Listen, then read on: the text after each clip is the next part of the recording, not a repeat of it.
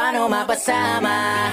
O paano ba sumali sa dinami-daming nagpakawalang atake? Baka kailangan kong maghulog ng barya para madagdagan pa ang oras ko dito kung sakaling mabato man ako ng mabato.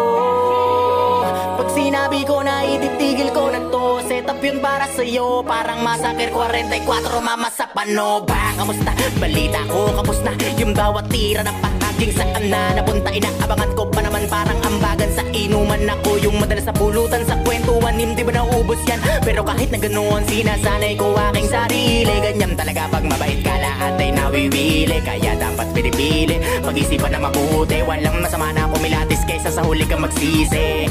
Naranasan ko na rin yan, yung tipong walang pagkakataon na mapakinggan at dumating sa puntong wala na ring malapitan. Sarili ko na lang ang nagsilbi ko na sandigan.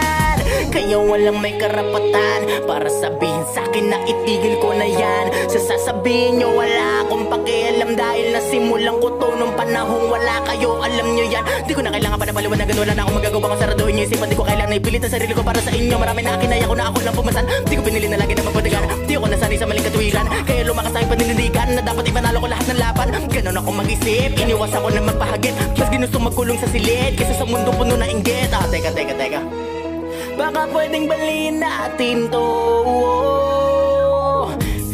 Gantong ang korte ko, kahit saan mo ko dalhin, laging may bala to. Oo, iba ako sa mga pambato nyo.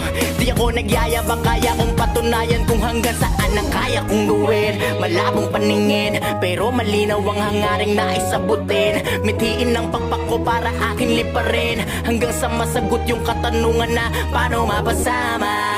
O paano ba sumali sa dinami-daming nagpakawalang atake? Baka kailangan kong maghulog ng barya para madagdagan pa ang oras ko dito kung sakaling mabato man ako na mabato.